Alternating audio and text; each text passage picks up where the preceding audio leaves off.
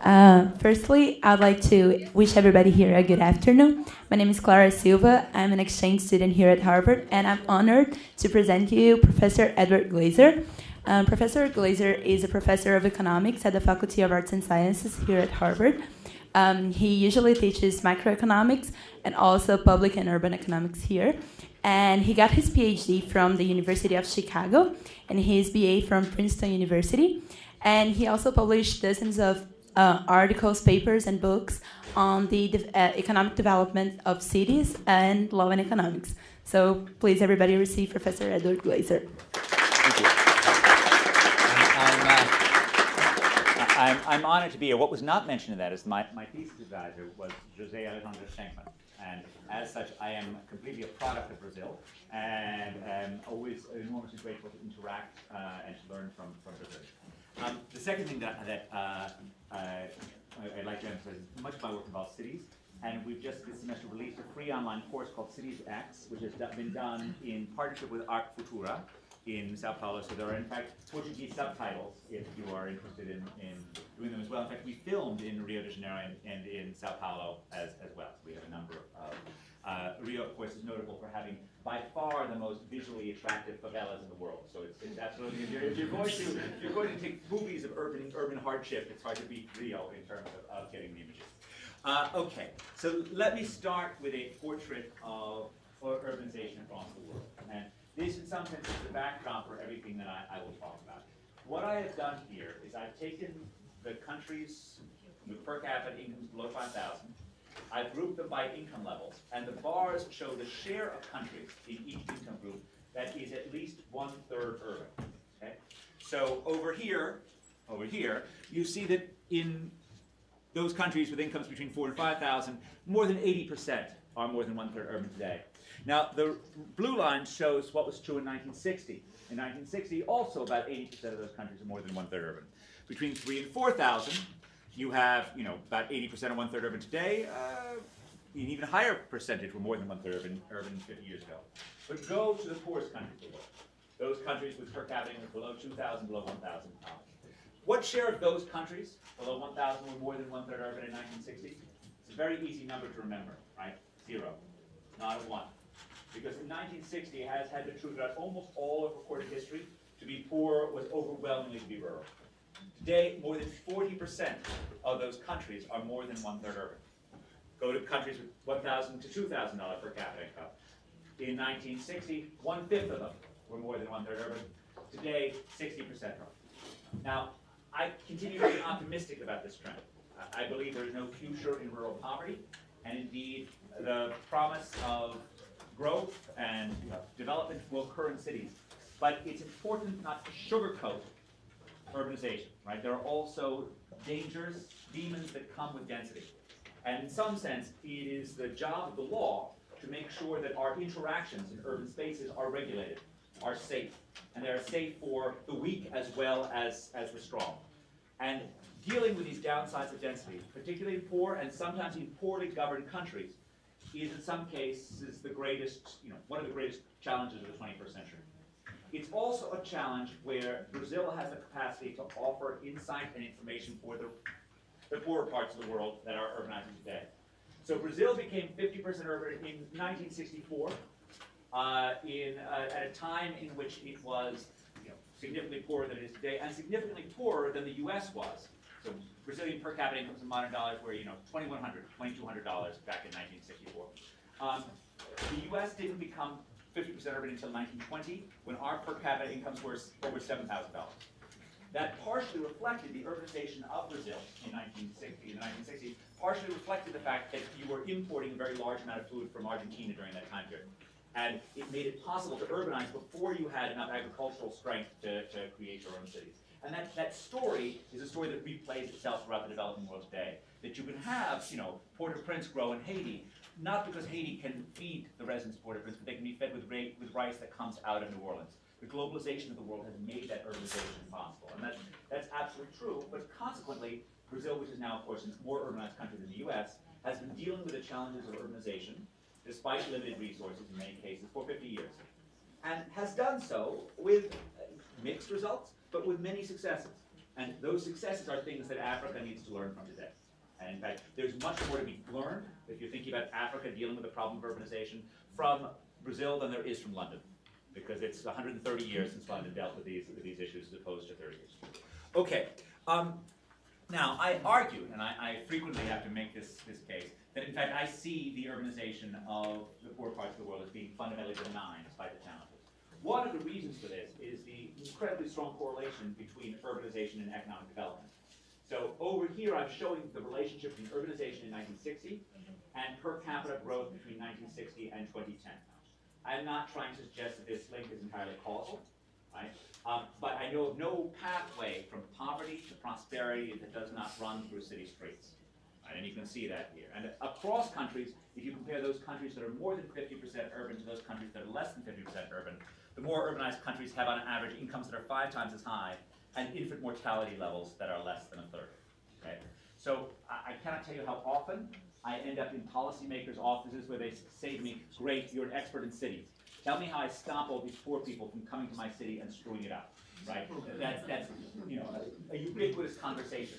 And I just try over and over again to say, look, that's not the right answer, right? I know it creates challenges. The job of the government is to figure out how to make the poor people coming less difficult, less challenging, not to try and shut them out. This is, these are relationships between income and density within countries. And what I wanted to show here is that this is the US relationship between urban size and density. This is the Brazilian relationship.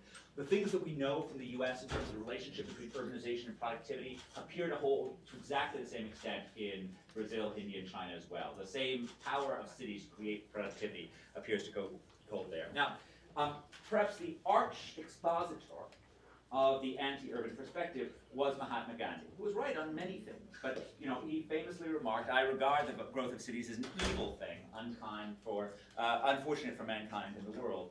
Now, I think on this one, he's almost assuredly wrong. Okay, and it's not just about income. Of course, as you've noticed, Gandhi didn't care particularly about incomes. He thought that hand spinning of fabric was a great way to promote something. But it's also about quality of life. So what I'm showing you here is the difference. Each one of these dots represents a country, and it represents the difference between urban and rural happiness. So it's a survey, and we're asking people, how satisfied are you? I think the clip on is turned off. Okay, sure. How about now? Yeah. Better? Yeah. Okay, great. Sorry for the technical difficulties. Okay, each one of these dots reflects the difference between urban happiness and rural happiness. The 0 line means that the urbanites and the rural dwellers say that they're equally happy. If you're negative, the people who live in cities say that they're less happy. If it's positive, the people who live in rural areas are more happy. In wealthy countries, it's kind of a wash, okay? Basically, a cluster around the 0 line. In Sweden, the people who live in cities say that they're a bit happier. I can't imagine how miserable rural Sweden is in January or February. But, New Zealand and Italy, the rural dwellers say that they're happier. I mean, rural New Zealand, it's Lord of the Rings and all that. It's very nice. But if you go to the poorest countries of the world, right, overwhelmingly the happiness data favors cities. And, of course, it is ironic that of all the countries in the world, the one that has the largest happiness gap that favors cities is, of course, Gandhi's own home country of India, okay, where the urbanites say that they are much happier than the rural dwellers. And it's also true in Mali, Ghana, Moldova, Rwanda, South Africa, Guatemala. Now, there are a couple of exceptions. So Iraq and Thailand are the most extreme examples. Now, this data comes from the 2005 to 2007 period, where Iraq's cities were experiencing certain adverse exogenous shocks, as we economists like to call bombs. The case of Thailand, I blame on the traffic in Bangkok. But certainly by and large, and part of the problem is, you look at a Mumbai slum or you look at a Rio favela, and you think, boy, this is a miserable existence. But you're benchmarking it against, the natural thing, of course, is to benchmark it against our own existence, right? Which is a silly thing for us to do. We have to benchmark it against the rural northeast of Brazil, which was their alternative, right? And on almost every measure, life in a favela, no matter how tough it is, looks like a life of more hope than life in the rural northeast of Brazil, right? And we have a fair amount of data showing that, which suggests that, the right answer is not to ship them back to the rural northeast of Brazil or to ship them back from Mumbai to rural India, but to figure out how to make the favelas, to make them Mumbai more livable. Now, this highlights the way I think about cities is as a triad, as having 3 layers. Okay? One of these layers is the economic magic of human interactions. And I'm going to talk less about this than I usually would in a talk to economists or business people. But it is the ability of cities to create collaboration that is their greatest asset, right? And in some sense, it's remarkable that a world in which distance is dead, that urban interactions have remained so vital. But I think the right way to think about this is what globalization and new technologies have done is that they have radically increased the returns to being smart. They've radically increased the returns to innovation.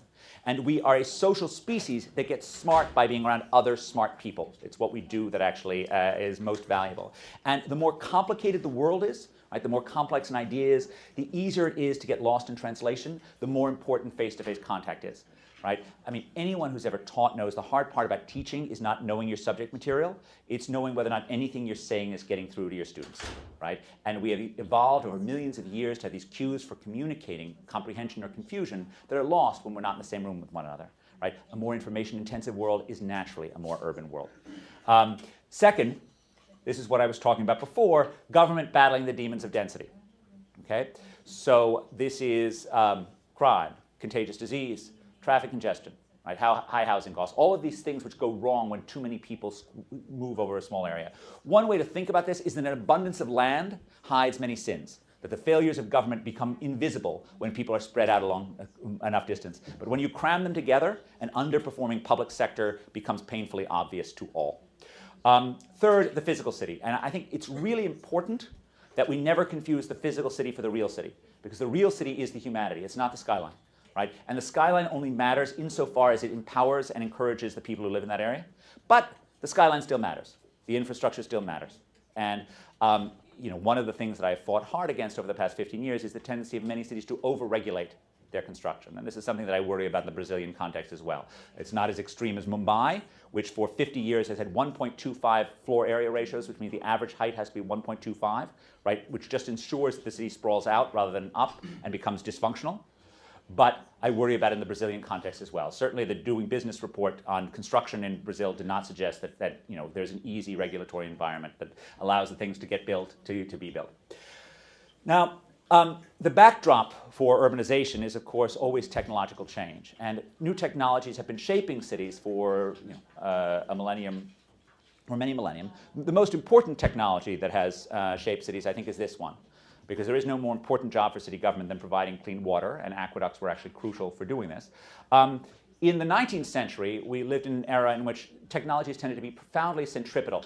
Okay? So skyscrapers, which are the combination of a steel frame building with a safety elevator, right? Those are the two critical ingredients in a skyscraper, enabled cities to soar up and enabled cities to come together. Of course, we don't typically think of Sao Paulo as being a city of skyscrapers. It's a city of high-rise dwellings, right? So I think by one measure there are at least 6,000 buildings with 12 or more stories in Sao Paulo, which makes it absolutely, only in East Asia do they have numbers that are comparable to that. In the course of the 20th century, technologies were profoundly centrifugal, meaning they pulled people away from cities. Cars above all, and of course America's early adoption of the automobile led to the great sprawl of America's cities, but also radios and televisions, which meant that you didn't have to go downtown to get good entertainment. All of these moved away from cities. I think a lot of our current technologies are pulling people back in today. And one variant of this is what's called the sharing economy. Now, cities have always been about sharing. What is an urban restaurant other than a shared dining room, a shared kitchen? What is an urban park other than a shared backyard? The difference is technology enables us to share more things. So Zipcar, for example. So I grew up in New York in the 1970s in a grittier time. And you can imagine sort of getting your Zipcar in New York in the 1970s. So you go to Times Square and you go to pick it up, and there'd be like a dead body in the trunk. Okay? And it'd be really unpleasant because you had to deal with a dead body in the trunk. Today, the technology means it's not going to be there, and so you can share it. And I think even more extreme is the idea of Uber in New York in the 1970s. The idea that there'd be like some driver who would come and you'd like get in the back of his car and he'd take you somewhere. I mean, it's a terrifying notion, right? Now with the technologies, we do that all the time, and we think it's entirely safe. And in some sense, these technological changes have been centripetal. They've pulled us further in. you can see the centripetal nature of Yelp coverage this is a map of US Yelp coverage across the country. And you can see the areas that are dense, lots of people are sharing knowledge about restaurants. In areas that are not dense, you don't have Yelp coverage. This also means that we can use Yelp to get a picture of what's happening in cities. Okay? And some of my more recent research has been about trying to use big data to actually measure what's happening in urban spaces. This is particularly valuable in areas where you think the government statistics are weak, which actually means that big data is particularly valuable in the developing world. So in the US, it's also true that if you want sub-city data, if you want below-city data on what's happening in terms of demographic change or even businesses, you are at most 3 years out of date. Sorry, at best 3 years out of date. And if you want demographics, please, if you want demographics, you're at least 5 years out of date. The census doesn't allow you to get a clear picture of what a neighborhood looks like in any year after 2013 today. Right? But with Yelp data, I have images, I know exactly what's going on with Yelp right now. So we did a bunch of different things with various Yelp things. So the first thing we asked was we followed the CEO of Zillow, who asked whether or not Starbucks predicts housing prices. So the CEO of Zillow said, well, you know, they produced this result. So we went in and looked at this, whether or not Starbucks was a good predictor. It turns out that it actually is. Turns out that it strongly predicts housing prices across areas. And even though Yelp predicts Starbucks predicts housing prices, and that's what you're seeing here, it's not true that housing prices predict Yelp. Now, I don't think this is because people are willing to pay for proximity to Starbucks so much, but it's that Starbucks happens to be very adept at forecasting which areas will gentrify. Okay? So in some sense, this Starbucks density is one thing that you can use to ask yourself, is an area gentrifying? It turns out you can do this with lots of different things. So these are various variables. This is just in New York City in terms of Yelp reviews that change the number of groceries, change the number of cafes, bars, restaurants, barbers, wine bars, all of which predicts, these are various demographics that you might be interested if you wanted a picture of the gentrification of a city. Okay, you wanted to know whether or not which areas are gentrifying. This is change in the share that are college educated, change in the share of 25 to 34, change in percent white. And as you can see, a lot of them have a fair amount of predictive power in terms of explaining which areas are gentrifying. Now, it's sort of interesting to see which ones really predict this stuff. So groceries are very predictive. Cafes, that seems reasonable. Barbers, wine bars, certainly. What's going on with laundromats, right? Everyone knows what a laundromat is. It's one of these grim places that you go and you put your laundry in the thing and you wait for it. Not exactly what you think of as like the yuppie, you know, event of the future, right? So now some part of it is that the rapidly gentrifying areas of New York are in places like Brooklyn where you actually don't have good laundromats in the area, so that's one thing. But I think there's something else that's important when we think about Yelp reviews.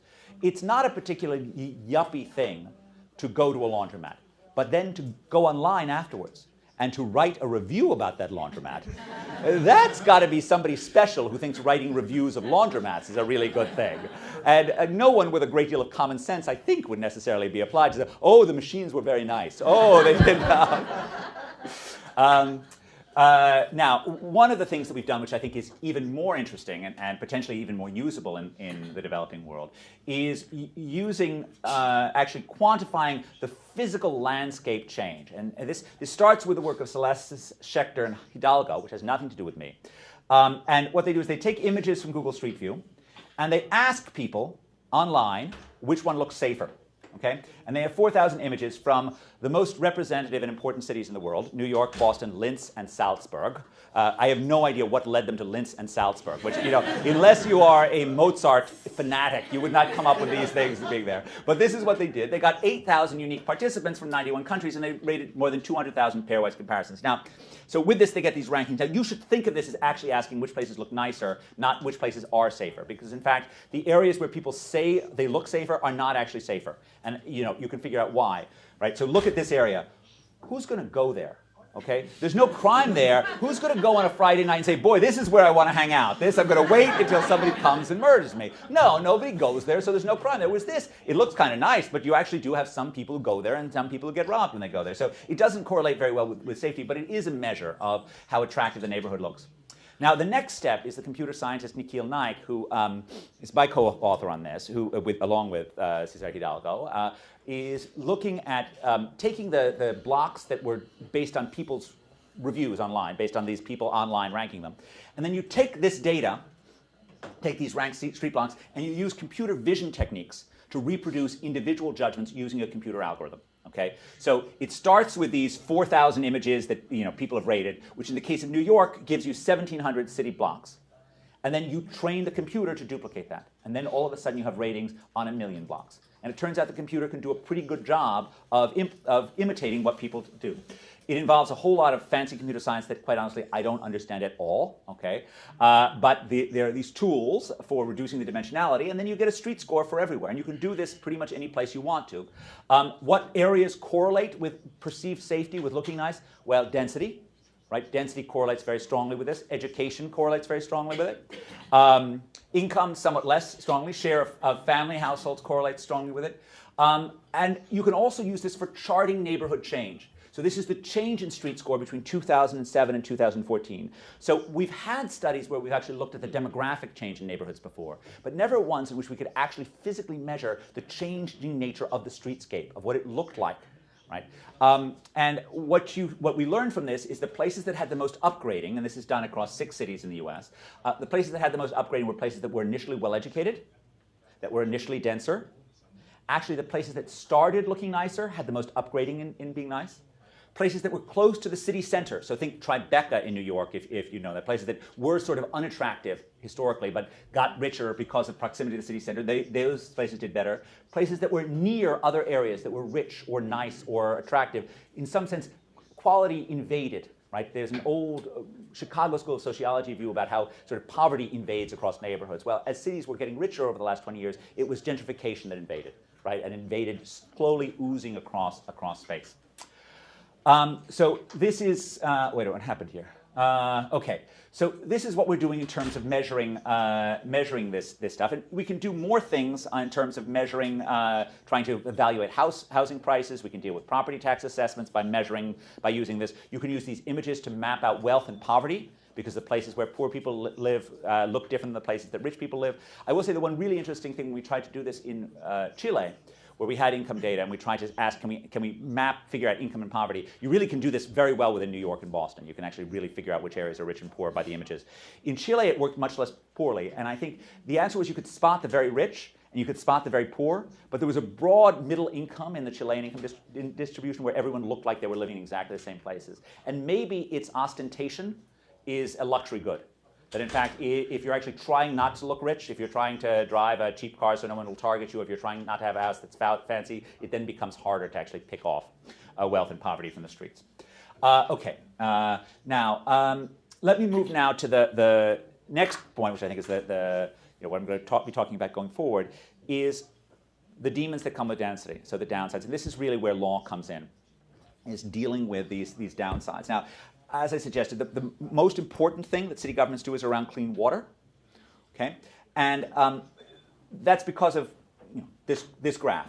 So what this graph shows is death rates in New York City over the past 200 years. A boy born in New York City in 1900 could expect to live 6 years less than the national average for the US, okay? It's about the same life expectancy gap between Shakespeare's London and the rest of England in Tudor England, okay? Cities have historically been killing fields. People have usually died there, and it's usually because of contagious disease. And you can see that here, right? You see the spikes from cholera going forth in various things. Now, the story that I was told, the story that I was reared on for understanding this, was one of engineering triumphalism.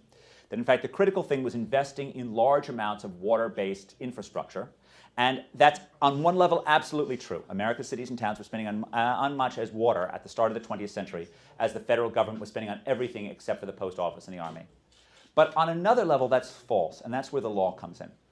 Okay, the great piece of infrastructure here is the Croton Aqueduct, which you see was built in 1842. Right? Look at this graph. Does anyone see a break in 1842?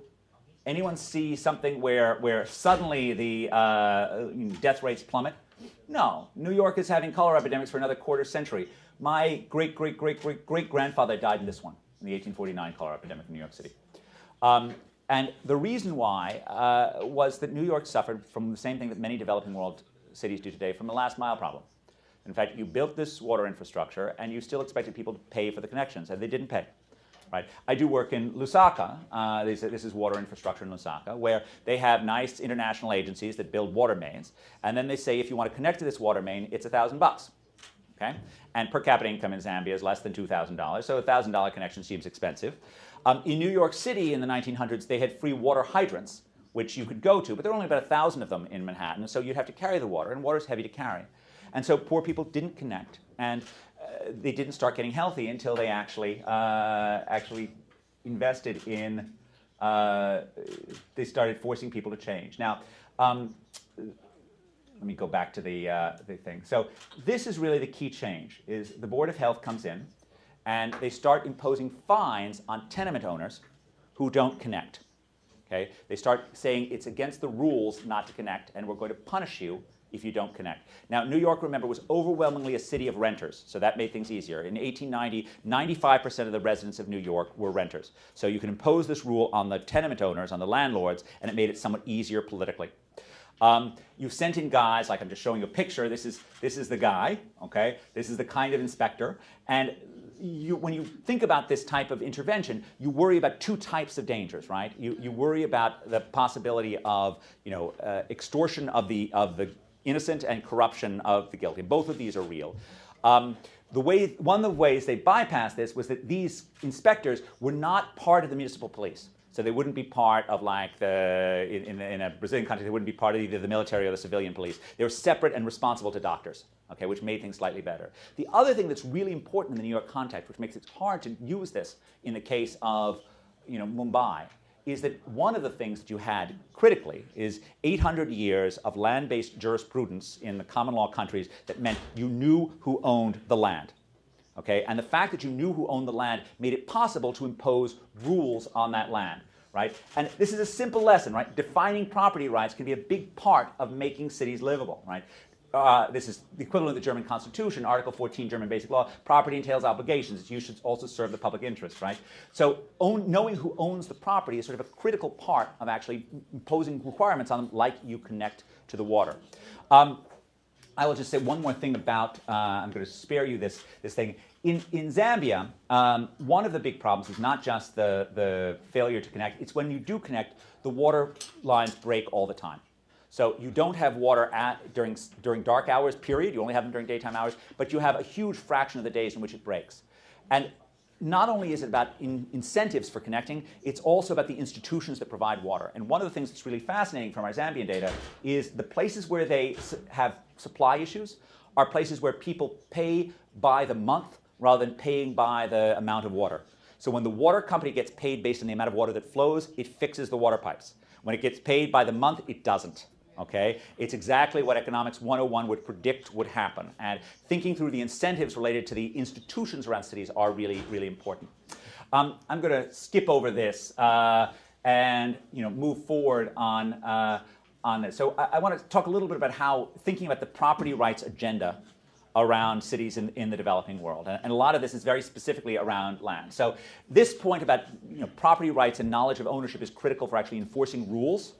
That's one part. But obviously, we have DeSoto who promises us that, ownership of property will unlock all sorts of millions of entrepreneurs who will do magical things.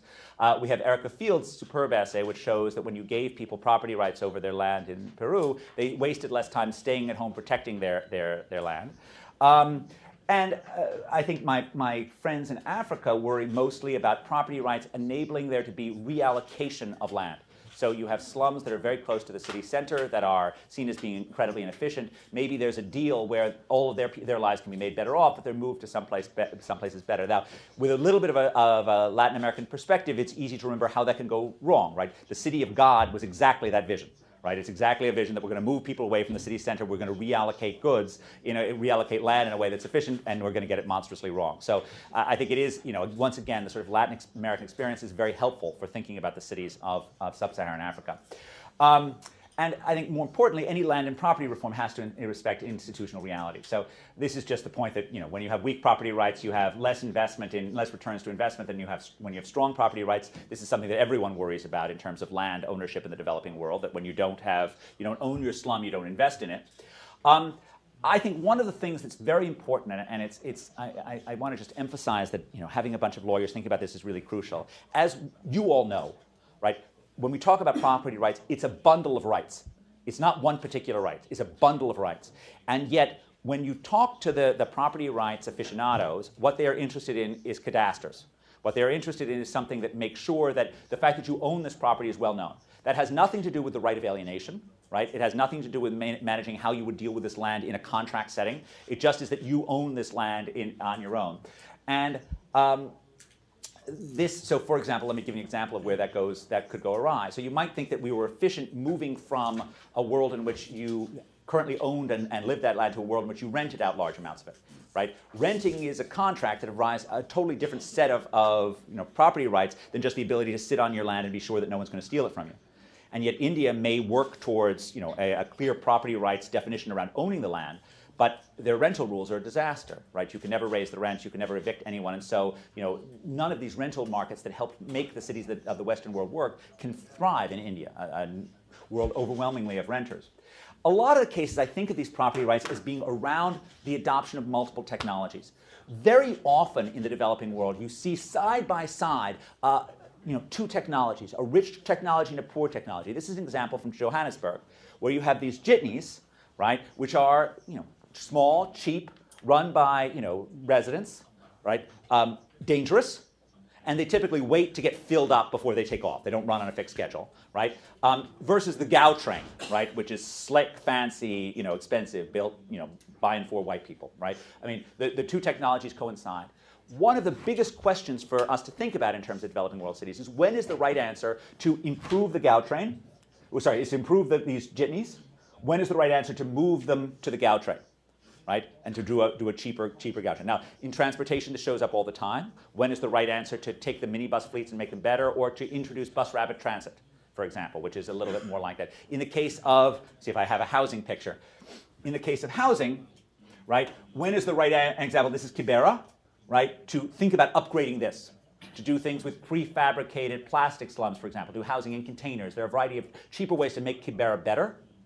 Or when is the right level to move to large, ultra-dense rental housing, right? I'm not trying to say there's one right answer. There isn't. In fact, I would argue that almost surely in the case of sewers, where your two technologies are a proper sewage system versus pit latrines, most of the time the answer is to get people actually on proper sewers. In the case of housing, it's much less clear. Right? In the case of trains, if my only answer is a big fancy train, almost assuredly I want to get those little minibuses to be safer and more effective. So I don't think there's one answer. Let me actually give you an answer in the world of law that you see around you a lot of times. So you can either have a fancy bureaucratized police system, or you can pay a bunch of local kids to watch over your house on Saturday night, right? Which is the township model in Johannesburg. Two technologies. I mean, one's a lot cheaper than the other, but both coexist at the same time. Now, strength by property rights enable those things to work. So think about, we're going to ratchet up the strength of property rights. So the first is we're going to allow use but not sale. Okay, so we're going to protect your right to use. You're not going to have it expropriated from you.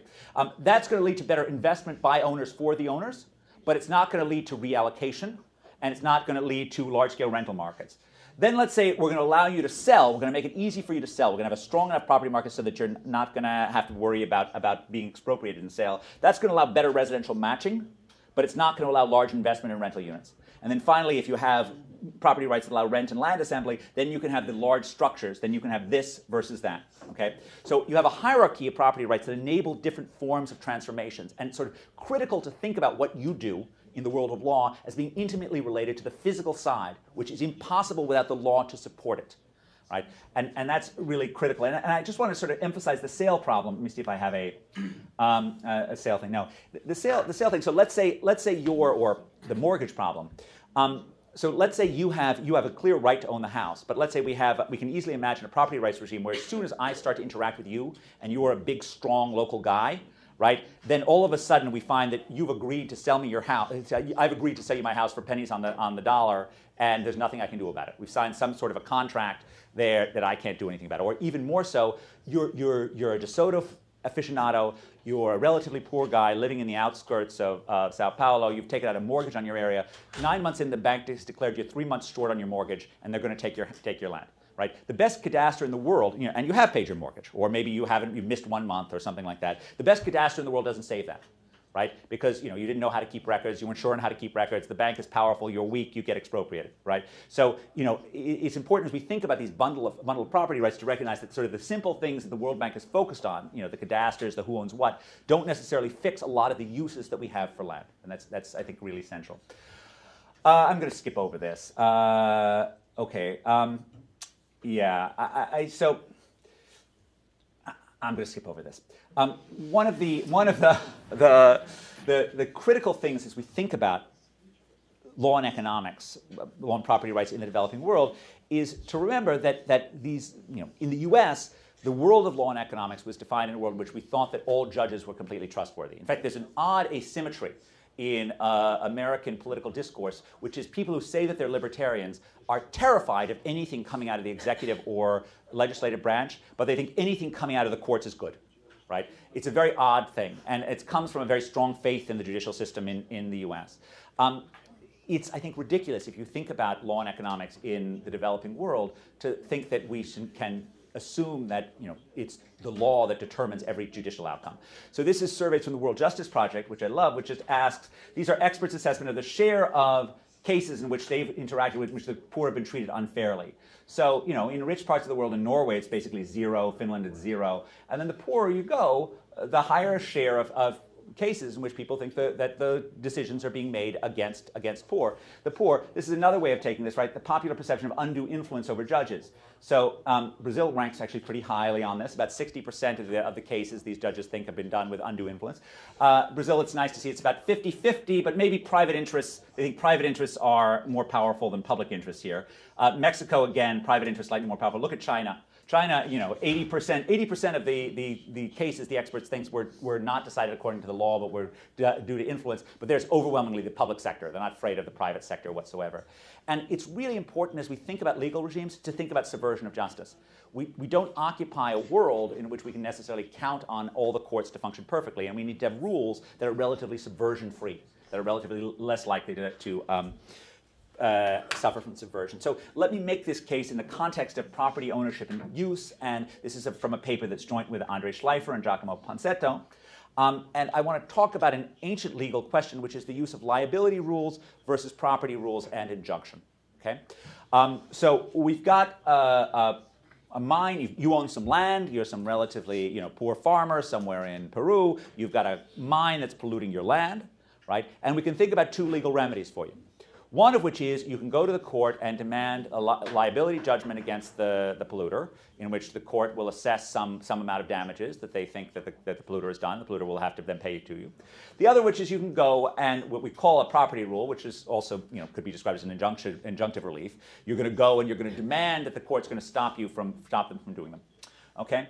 And if the polluter doesn't do it, they suffer potentially criminal penalties. Right? There are many different examples of this. So, for example, if you steal wood from my property, okay, you're not particularly subject to liability rules. You actually committed a criminal act that's independent of, and your punishment is independent of the value of the wood that you've done. Now, I want you to think about these two different rules in an era of subversion. So, if you have liability, the great thing is it allows exchange, even if two people aren't there to exchange. So if I'm not there, you have to run across my area and damage it a little bit to get to your sick child. You're going to make the right outcome, right decision, because the liability rule is going to create a price, right? So that's the really good thing about liability rules, and that's why the law and economics literature has been loved liability rules for the past 40 years. But the bad thing about liability rules is that liability rules are much more subject to subversion. Okay, so the mine comes in, it does $50,000 worth of damage to my mine. And I go before a court and say, look, this mine did $50,000 of damage. Now, I'm just some poor landowner in rural Brazil, and they have some fancy lawyers who know the judge, and they say, no, they did $500 worth of damage. And the judge says yes, because after all, as we've just seen, 80% of cases are decided against the poor. So the liability rule ends up screwing the poor guy. Now, the poor guy may still be screwed if they have a property rule, if they have injunctive relief, but the rule is less factually intense, right? It's much easier to say, look, he's on my property, get him off, than it is to say how he did $50,000 worth of damage to me. The more factually intense the remedy, the more liable it is to subversion. And that's sort of a central point. And these strong, simple property rules are there to protect the weak, right? They're there because the more complicated the rule is, the more likely it is to be subverted. And the point is that as we think, this is a table that comes from it, the more likelihood that you get bargaining right, the more likelihood that you want property rules. So the sort of logic of Ronald Coase tells us that, as long as you have clear property rules and as long as it's easy to bargain, you're fine. Okay? The case for liability rules is when it's hard to bargain. But here, liability rules fall down when the potential taker, when the potential polluter is able to subvert justice.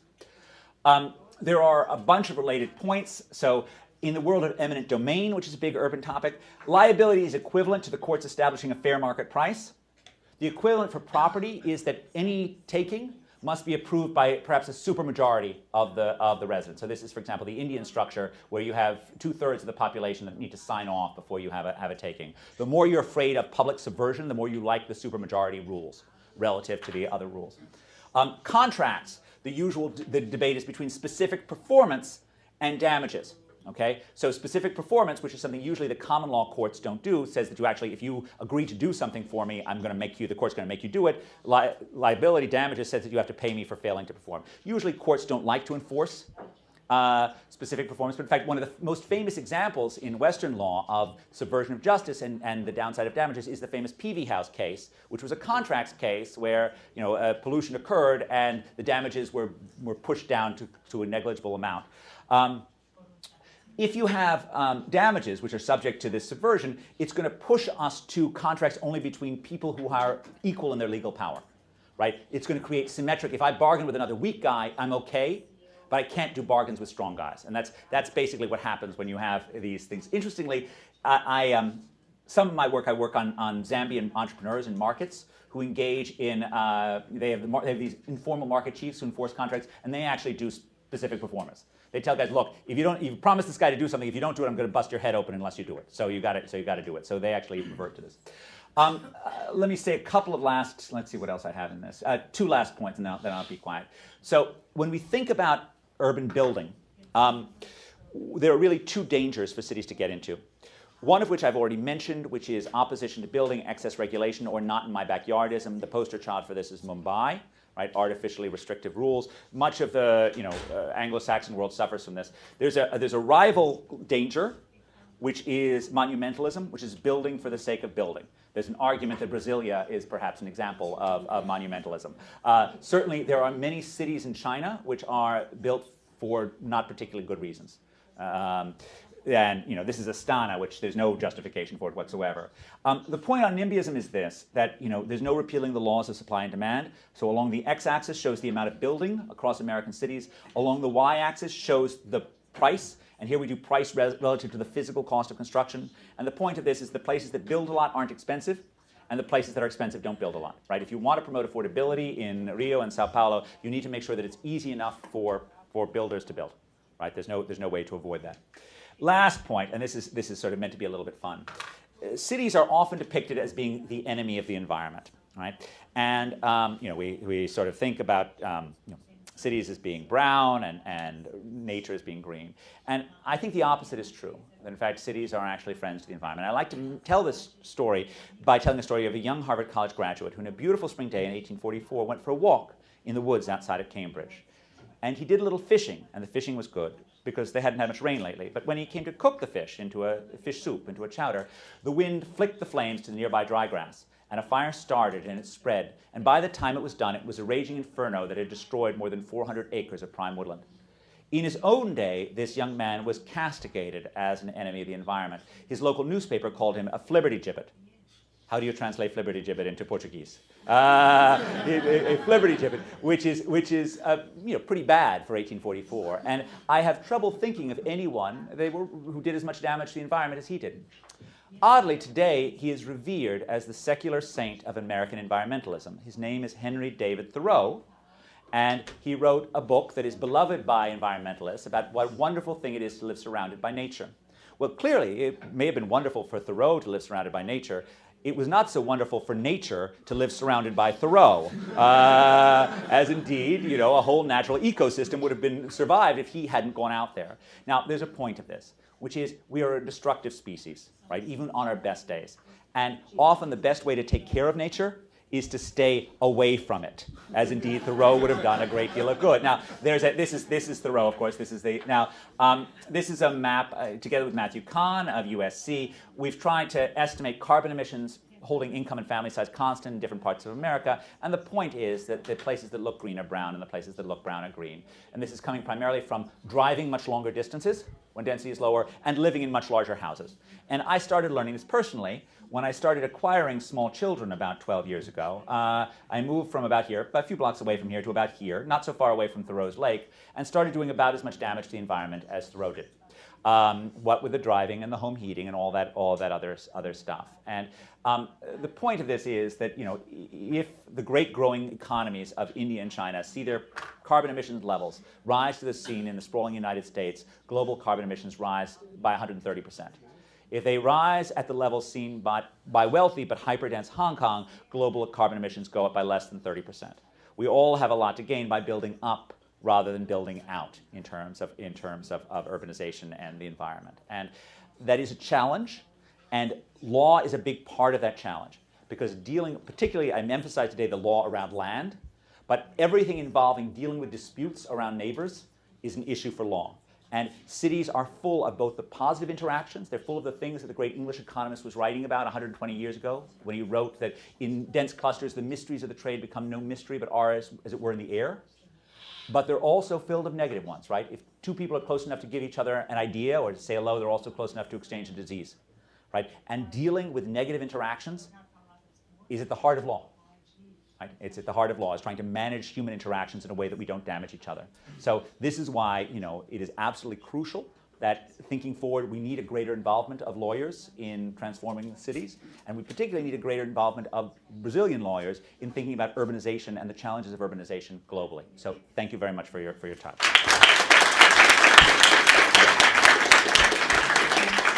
Professor, we have some questions here. Of course. I think we have time for one or two, so I'm going to read the most voted one. So should developing countries like India, for example, be allowed to pollute as much as they want in order to develop economically? Should they be allowed to? I didn't know that I was allowed to tell India how much to pollute or not. You know, Larry Summers got himself in a lot of trouble 30 years ago when he suggested that India should be paid and allowed to do more pollution in there. Look, I mean, it's hard. I think one answer is that it's very hard for, it's the Thomas Schelling line, for a nation that drives SUVs like the US to tell a nation that drives bicycles, right, that they're not allowed to move into mopeds. Right? So it's very hard as an American to have any moral righteousness whatsoever in terms of telling India how much to pollute versus not. Certainly, one hopes that India pollutes less, but from a global carbon emissions point of view, just putting, you know, this is a very hot and humid country. Just going on air conditioning is going to put a huge drain on carbon emissions. But who are we to say that Indians can't enjoy the right to air conditioning that is, you know, seen as being as American as apple pie? So the key is figuring out some way so that they can get rich without doing as much damage to the environment as we did. And I mean, I don't know. Should doesn't make doesn't. I mean, I don't know how to say should one way or the other. But I hope we can figure out ways for the poorer parts of the world to become wealthy and to live wealthy world lifestyles and do less damage than we did. And the last question. So you mentioned some problems that urbanization entails, such as gentrification, and how can we use regulation to fix some of these issues? Well, I don't know about, I don't obviously see gentrification as being a curse, so just to be clear. I mean, I think there are ups and downs of gentrification. And in some sense, you're always going to expect areas which aren't growing a lot, and there's a lot of demand for rich people to be outbidding poor people for space. That's unfortunate, but it's very hard to say that you're going to be completely against that.